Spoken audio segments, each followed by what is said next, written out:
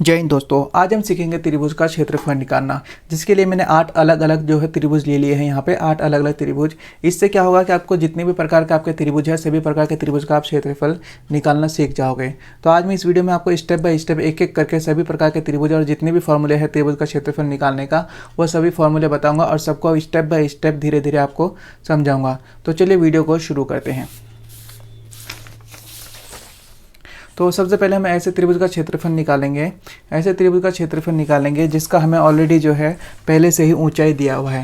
पहले से ऊंचाई और आधार दिया हुआ है। आधार आपको सभी में मिलेगा लेकिन ऊंचाई आपको नहीं मिलेगा किसी किसी त्रिभुज में। तो उसका क्षेत्रफल आप कैसे निकालते हो। तो हमारे पास यहाँ पे ए बी सी यहाँ पे एक त्रिभुज है, ठीक है। तो यहाँ पे सबसे पहले हम लिख लेते हैं कि हमारे पास यहाँ पे आधार कितना है।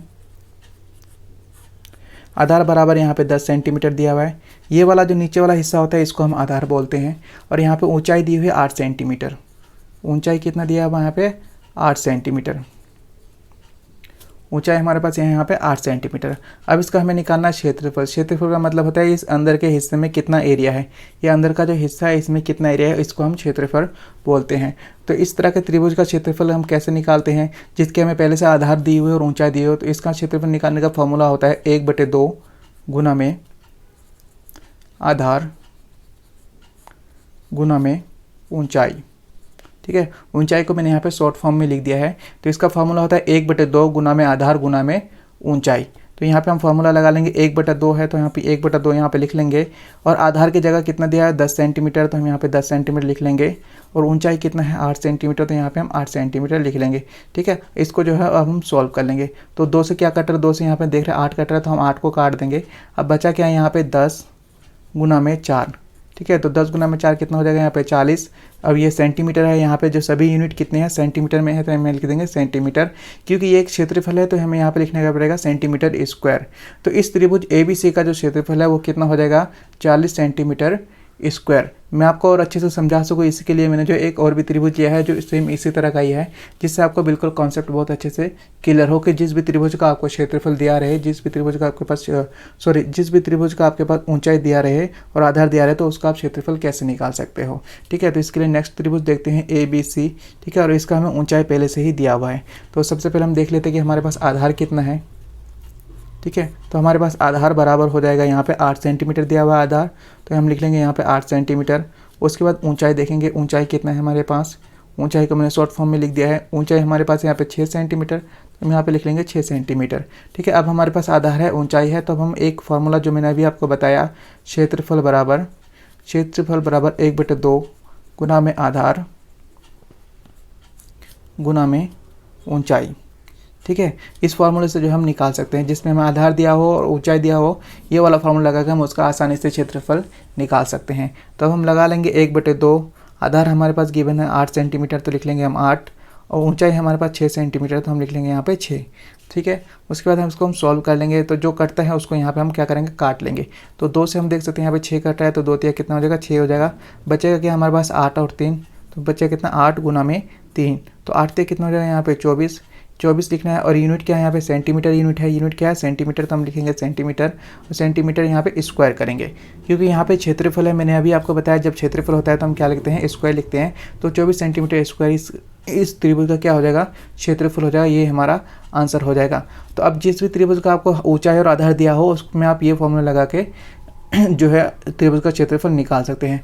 अब हम एक ऐसा त्रिभुज लेते हैं जिसमें हमें ऊंचाई तो नहीं दिया हुआ है लेकिन उस त्रिभुज में एक लंब होता है, ठीक है। उस लंब के द्वारा ही हम उसके क्षेत्रफल निकाल सकते हैं। वही उसका क्या हो जाता है ऊंचाई हो जाता है, ठीक है। तो यहाँ पे हमारे पास एक त्रिभुज है जिसमें क्या है एक 90 डिग्री का कोण बन रहा है। जिसमें क्या कर रहा है एक 90 डिग्री का कोण बन रहा है। तो ऐसा कोई भी त्रिभुज जिसमें एक 90 डिग्री का कोण बनता है उसको समकोण त्रिभुज कहते हैं, ठीक है। इसको क्या बोलते हैं हम समकोण त्रिभुज। समकोण त्रिभुज की जगह मैं सिर्फ त्रिभुज बना दे रहा हूँ, एक ट्रायंगल बना दे रहा हूँ। इस त्रिभुज को हम नाम देते हैं समकोण त्रिभुज। इसका हमें क्या करता है, जो ये वाला नीचे वाला हिस्सा है इसको हम बोलते हैं आधार, और ये जो AB है इसको बोलते हैं हम लंब, ठीक है। लंब और ऊंचाई दोनों एक ही चीज़ होता है लेकिन समकोण त्रिभुज में इसको लंब बोला जाता है, ठीक है। तो यहाँ पे हम इसका जो है क्षेत्रफल कैसे निकालेंगे ये देखते हैं, ठीक है। तो यहाँ पे हमारे पास आधार कितना है, तो यहाँ पे हमारे पास आधार बराबर हो जाएगा 12 सेंटीमीटर। आधार बराबर 12 सेंटीमीटर। अब इसको हम लंब बोलेंगे, ठीक है। लंब लंब और ऊंचाई दोनों एक ही चीज़ होती है। तो लंब कितना है हमारे पास यहाँ पे 12 सेंटीमीटर, आधार भी 12 सेंटीमीटर और लंब भी यहाँ पे हमारे पास है 12 सेंटीमीटर। तो इसका भी हम क्षेत्रफल निकालेंगे। तो अब हमारे पास दो चीज़ें आ गई है, आप ध्यान देना, हमारे पास आधार है और लंब यानी कि ऊंचाई है। तो हम वही वाला फार्मूला लगेंगे जो जिस फार्मूले से हमने पहले निकाला था। ठीक है, तो फार्मूला क्या था, 1/2 गुना में आधार और गुना में ऊंचाई यानी कि लंब, गुना में लंब। ठीक है, तो यहाँ पे हम सॉल्व कर लेते हैं। 1/2 गुना में 12 सेंटीमीटर है तो 12 सेंटीमीटर लिख लेंगे। फिर यहाँ पे ऊंचाई लंब कितना है 12 सेंटीमीटर, तो 12 सेंटीमीटर लिख लेंगे। यहाँ से इसको सॉल्व कर लेंगे। 2 से क्या कट रहा है, 2 एकम 2 और 2 छिक 12, तो बचा क्या यहाँ पे 6 गुना में 12, तो 12 छिक कितना हो जाएगा 72। ठीक है, 72 सेंटीमीटर स्क्वायर। 72, ये स्क्वायर लगाना नहीं भूलना, अगर आपने ये घात 2 लगाना भूल गए तो आपका आंसर पूरी तरह से जो है गलत हो जाएगा, क्योंकि ये क्षेत्रफल है, क्षेत्र के फल में हमेशा आपको जो है ये स्क्वायर लगाना ज़रूरी होता है। तो 72 सेंटीमीटर स्क्वायर इस त्रिभुज का क्या हो जाएगा, क्षेत्रफल हो जाएगा। इसी तरह से हमें इस 190 डिग्री का जो है समकोण त्रिभुज हमने एक और लिया है। अब यहाँ पे देख सकते हैं, यहाँ पे भी ये भी एक समकोण त्रिभुज है। इसका क्षेत्रफल आप कैसे निकालोगे, क्योंकि इसमें जो है अब लंब नहीं दिया हुआ है, इसमें जो है 2 भुजाएं दी हुई है, लेकिन ये तीसरी भुजा जो लंब है वो नहीं दिया होता है। इसका क्षेत्रफल निकालने का तरीका अलग होता है। ठीक है, इसका क्षेत्रफल हम दूसरे तरीके से निकालते हैं। तो चलिए इसका क्षेत्रफल हम निकालते हैं कि इसका क्षेत्रफल हम कैसे निकालेंगे। तो सबसे पहले हम देख लेते हैं कि हमारे पास क्या क्या गिवन है। तो सबसे पहले हम देख लेते हैं कि हमारे पास यहाँ पे आधार क्या दिया हुआ है। तो आधार बराबर हमारे पास यहाँ पे है 6 सेंटीमीटर, और ये जो रेखा है इसको कर्ण बोलते हैं। ये वाली जो रेखा है इसको क्या बोलेंगे, हम कर्ण बोलेंगे। तो ये जैसे आधार है, ये क्या है, कर्ण है। तो कर्ण बराबर हमारे पास कितना है, 10 सेंटीमीटर। ठीक है, क्षेत्रफल निकालने के लिए हमें किसकी ज़रूरत है, लंब की ज़रूरत है। क्षेत्रफल निकालने के लिए हमें किसकी ज़रूरत है, लंब की ज़रूरत है, लेकिन लंब जो है यहाँ पे गिवन नहीं है। तो लंब क्या करना पड़ेगा, हमें यहाँ पे निकालना पड़ेगा। तो लंब निकालने का सबसे पहले मैं आपको सूत्र बता देता हूँ। जो लंब निकालने का सूत्र है, लंब बराबर हो जाएगा यहाँ पे अंडर रूट में कर्ण, कर्ण का आपको स्क्वायर करना है माइनस आधार की आपको भुजा, यानी कि आधार का स्क्वायर, कर्ण स्क्वायर माइनस आधार स्क्वायर। तो ठीक है, तो कर्ण यहाँ पर हमारे पास क्या है 10 सेंटीमीटर, तो यहाँ पे हम लिख लेंगे 10 सेंटीमीटर। ठीक है, क्या है 10 सेंटीमीटर स्क्वायर माइनस आधार कितना है हमारे पास यहाँ पे 6 सेंटीमीटर, तो हम लिख लेंगे यहाँ पे 6 सेंटीमीटर स्क्वायर। अब ये अंडर रूट में है। ठीक है, अब ये अंडर रूट में है, ये आपको इतना ध्यान रखना है। ठीक है, इसको हम सॉल्व कर लेंगे। 10 का स्क्वायर कितना हो जाएगा, यहाँ पे 100 हो जाएगा, और 6 का स्क्वायर करेंगे, 6 कितना हो जाएगा यहाँ पे 36 हो जाएगा। अभी ये अंडर रूट में है तो इसको अंडर रूट में ही रखेंगे। इसको सॉल्व करेंगे, 100 में से 36 जाएगा तो कितना बचेगा यहाँ पे 64। ठीक है, ये अंडर रूट में है तो अंडर रूट में ही रहेगा। 64 का जो वर्ग होता है वो क्या होता है, 8 होता है। 64 किसका वर्ग होता है, 8 का वर्ग होता है, यानी कि 8 सेंटीमीटर। तो ये हमारा क्या निकल गया, लंब। लंब बराबर अब हमारा कितना निकल के आ गया यहाँ पे 8 सेंटीमीटर। ये जो हम लंब नहीं था, ठीक है, पिछले उसमें जो हमारे पास लंब गिवन था, लंब पहले से दिया हुआ था तो हमने उसका क्षेत्रफल निकाल लिया था। अभी हमारे पास लंब नहीं था तो सबसे पहले हमने लंब निकाला है, अब हम इसका क्षेत्रफल निकालेंगे। तो लंब कितना आ गया हमारे पास यहाँ पे 8 सेंटीमीटर। अब हम इसका निकालेंगे क्षेत्रफल। ठीक है, अब हम इसका क्या निकालेंगे, क्षेत्रफल निकालेंगे। तो क्षेत्रफल कैसे, क्षेत्रफल निकालने का क्या फार्मूला है, 1/2 गुना में आधार गुना में लंब। ठीक है, यही फार्मूला था, यही फार्मूला लगा के हमने अभी क्षेत्रफल निकाला था। तो यहाँ पे लगा लेंगे 1/2, आधार हमारे पास पहले से गिवन है 6 सेंटीमीटर, तो हम लिख देंगे 6 सेंटीमीटर। लंब हमने अभी निकाला है 8 सेंटीमीटर, तो यहाँ पे लिख देंगे 8 सेंटीमीटर। अब इसको सिर्फ सॉल्व कर लेंगे।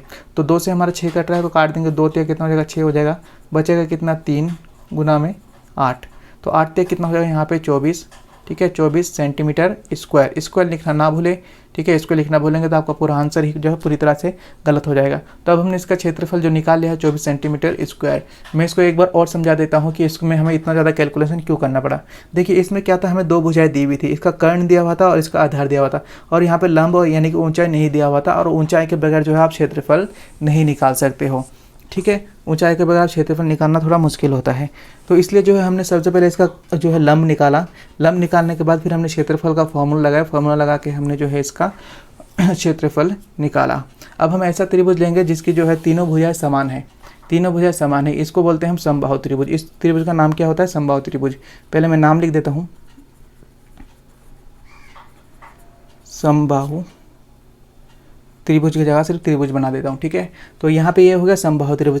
समबाहु त्रिभुज क्यों कहते हैं इसको, इसकी तीनों भुजाएं समान होती है, यानी कि ये भुजा और ये वाली भुजा और ये वाली भुजा तीनों आपस में बराबर होगी। जैसे कि आप देख सकते हैं ये वाली भुजा 6 सेंटीमीटर की है, ये वाली भुजा भी 6 सेंटीमीटर की है और ये वाली भुजा भी जो है इसकी 6 सेंटीमीटर की है, ठीक है। तो इस तरह की जो है आपको जो है समबाहु त्रिभुज आपको कभी भी मिल जाए तो इसका क्षेत्रफल जो है निकालना बहुत ही आसान होता है। तो इसका क्षेत्रफल निकालने के लिए क्या फॉर्मूला है, यहाँ पर इसका क्षेत्रफल निकालने का फॉर्मूला है √3/4 गुना में भुजा का स्क्वायर, ठीक है। तो यहाँ पे ये जो साइड है ये भुजा है इसकी, A B 6 centimetre, B C 6 centimetre और ए सी 6 सेंटीमीटर, ये इसकी क्या है यहाँ पे भुजा है। और ये √3/4, ठीक है, ये एक फार्मूला है, ये फार्मूला आपको याद करना है। और √3 का मान मैं आपको यहाँ पे लिखा देता हूँ, अभी आपको आगे कैलकुलेशन करने की ज़रूरत पड़े तो आप जो है आसानी से निकाल सको। तो √3 का मान होता है यहाँ पे 1.732, ठीक है। √3 का मान क्या है यहाँ पे 1.732। तो जो ये एक समबाहु त्रिभुज है जिसकी तीनों भुजा समान है, इसका क्षेत्रफल निकालने का फॉर्मूला ये है √3/4 गुना में भुजा का स्क्वायर, ठीक है। तो अब यहाँ पे हम लिख लेते हैं √3/4। भुजा इसकी कितनी है, सिर्फ एक भुजा लिखनी है यानी कि 6 है, 6 का क्या करेंगे यहाँ पे हम स्क्वायर कर देंगे, ठीक है। उसके बाद फिर हम लिखेंगे √3 बटे में क्या आ जाएगा यहाँ पे 4 आ जाएगा। 6 का स्क्वायर करने का मतलब 6 को हमें 2 बार गुना करना है, तो हम यहाँ पे 2 बार 6 लिख देंगे, ठीक है। अब यहाँ से जो कटता है हम उसको यहाँ पे आपस में काट लेंगे। जैसे हम 2 से हम 4 को काटेंगे तो 2 दूनी 4 कटेगा और 2 तिया 6 कटेगा, फिर ये 2 एकम 2 कटेगा और 2 तिया कितना हो जाएगा यहाँ पे 6 हो जाएगा। तो अब हमारे पास यहाँ पे ऊपर क्या बचेगा, ऊपर बचेगा 3 गुना में 3 और √3, ठीक है। गुना में 3 और √3, तो 3 कितना हो जाएगा 9 और ये रूट में हो जाएगा कितना 3, क्योंकि ये √3 जो है रूट से बाहर नहीं आया है। तो 9/3 जो है हमारा क्या हो जाएगा यहाँ पे आंसर हो जाएगा सेंटीमीटर स्क्वायर। यही क्या हो जाएगा हमारा क्षेत्रफल हो जाएगा, यही हमारा आंसर हो जाएगा, ठीक है। तो आगे आपको निकालने की ज़रूरत नहीं है, यही पक्का आंसर होता है। लेकिन आपको अगर आप एक कदम आगे चल के निकालना चाहते हैं तो आप इसको ऐसे निकाल सकते हैं, जैसे कि 9 है, 9 और √3 के बीच में कोई निशान नहीं है तो इसका मतलब ये गुना का निशान है, ठीक है। यहाँ पर लिख देंगे हम 9 गुना में √3 का मान मैंने अभी आपको बताया है 1.732, ठीक है। बस आपको यहाँ पे गुना कर देना है, यहाँ पे क्या करना है आपको गुना कर देना है। तो गुना कर देते हैं। 9 दूनी कितना होता है यहाँ पे 18 होता है, तो 18 का 8 लिखेंगे, हासिल हाथ में 1 रहेगा। 9 तिया 27 और 1 कितना होता है 28, तो 28 का 8 लिखेंगे, ठीक है। 9 तिया 27, 27 और 1 हासिल था 28 का 8 लिखा, हासिल कितना बचा यहाँ पे 2 बचा, ठीक है। 9 7 63, 63 और 2 कितना हो जाएगा यहाँ पे 65, तो 65 का लिखेंगे 5, हासिल हाथ में कितना रहेगा 6 रहेगा। फिर 9 एकम 9 और 6 कितना हो जाएगा यहाँ पे 15 हो जाएगा। 9 एकम 9 और 6 कितना हो जाएगा 15 हो जाएगा, ठीक है। तो अब यहाँ पे दशमलव लगाना है, तो दशमलव यहाँ पे देखिए कितने अंक के बाद है, तो हम देख सकते हैं यहाँ पे 3 अंक के बाद दशमलव है, तो यहाँ पे भी हम 3 अंक के बाद एक दशमलव लगा देंगे, यानी 15.588 सेंटीमीटर स्क्वायर इसका क्या हो जाएगा यहाँ पे क्षेत्रफल हो जाएगा, ठीक है। 15.588 सेंटीमीटर स्क्वायर इसका यहाँ पे क्षेत्रफल हो जाएगा, ठीक है। आपको चीज़ें अच्छी से समझ में आए इसके लिए मैंने हर त्रिभुज जो है 2-2 लिया है, ताकि एक में कन्फ्यूजन हो तो दूसरे में आपका कन्फ्यूजन पूरी तरह से क्लियर हो जाए, ठीक है। तो ये नेक्स्ट त्रिभुज है, नेक्स्ट त्रिभुज में भी आपको ऐसे ही निकालना है। नेक्स्ट त्रिभुज भी एक समबाहु त्रिभुज है, ये वाला त्रिभुज भी क्या है एक समबाहु त्रिभुज है। ये वाला त्रिभुज भी हमने एक समबाहु त्रिभुज लिया है, ठीक है। तो देखिए इसकी जो सभी भुजाएं हैं समान है, ये वाली भुजा और ये वाली भुजा, इधर भी 4 सेंटीमीटर, इधर भी 4 सेंटीमीटर, इधर भी 4 सेंटीमीटर। तो इसका भी क्षेत्रफल निकालने के लिए आप वही फॉर्मूला लगाएंगे जो फॉर्मूला हमने पिछले त्रिभुज में लगाया था, ठीक है। तो इसका भी क्षेत्रफल निकालने के लिए हम लगाएंगे √3/4 गुना में भुजा का स्क्वायर, ठीक है, गुना में भुजा का स्क्वायर। तो हम सीधा डायरेक्ट यहाँ पर निकाल लेते हैं। तो √3/4 भुजा बराबर कितना है यहाँ पे 4 का क्या करेंगे यहाँ पे स्क्वायर करना है। उसके बाद ये √3/4, ठीक है। 4 का स्क्वायर है, 4 का मतलब इसको 4 को 2 बार हमें लिखना है, ठीक है। या 4 चौक 16 कर ले, या 4 को हम 2 बार लिख ले। तो अब यहाँ पे देखिए 4 से यहाँ पे 4 कट गया, तो यहाँ पे बचा क्या 4 से 4 कट गया तो बचा क्या 4√3, ठीक है। इस बार जो है मैं आपको डिटेल में निकाल के नहीं बताऊंगा, यही इसका क्या हो जाएगा आंसर हो जाएगा, यही इसका क्या हो जाएगा इसका आंसर होगा 4√3 सेंटीमीटर स्क्वायर इसका इस त्रिभुज का क्या हो जाएगा क्षेत्रफल हो जाएगा, ठीक है। तो इस तरह से जो है आप समबाहु त्रिभुज का क्षेत्रफल निकाल सकते हो। 2 त्रिभुज और देखते हैं जिसका क्षेत्रफल जो है निकालना आपको आना चाहिए, जिसे हम हेरोन सूत्र से निकालेंगे। देखिए ये त्रिभुज का इस त्रिभुज के लिए कोई भी फॉर्मूला काम नहीं करेगा, इस त्रिभुज के लिए स्पेशल फॉर्मूला होता है जिसे हम कहते हैं हेरोन सूत्र, ठीक है। ऐसा क्यों है, क्योंकि इस त्रिभुज में जो है देखिए भुजाएं ए बी बी सी और ए सी तीनों भुजाएं अलग अलग है। देखिए एक भुजा 6 सेंटीमीटर है, दूसरी भुजा 8 सेंटीमीटर है, तीसरी भुजा 10 सेंटीमीटर है, यानी कि इसकी तीनों भुजाएं अलग है और इसकी हमें ऊंचाई भी गिवन नहीं है। इसकी हमें क्या है, ऊंचाई भी यहाँ पे नहीं दिया हुआ है। ठीक है, तो इसका जो है हम निकालेंगे हीरोन सूत्र से। तो यहाँ पे सबसे पहले देख लेते हैं, भुजाओं को नाम दे देते हैं। ये वाली भुजाओं को हम नाम देते हैं ए।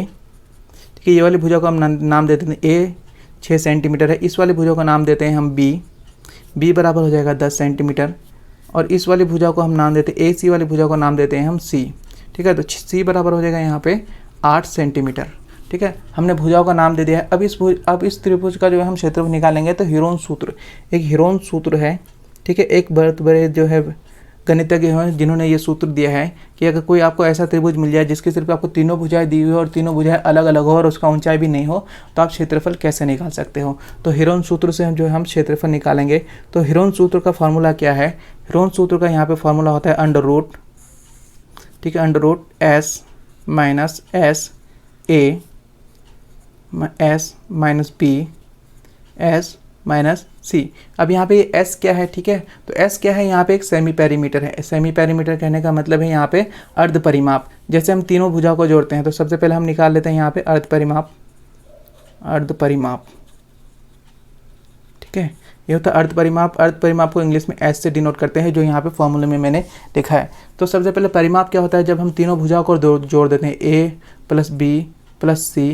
ठीक है, जब हम तीनों भुजाओं को जोड़ देंगे 6, 10, 8 को जोड़ देंगे तो ये हो जाएगा अर्ध परिमाप। इसको जब हम 2 से भाग दे देंगे, ठीक है, तो ये हो जाएगा क्या, इसका अर्ध परिमाप। सॉरी, जब तीनों भुजाओं को जोड़ेंगे तो इसका क्या हो जाएगा, परिमाप हो जाएगा।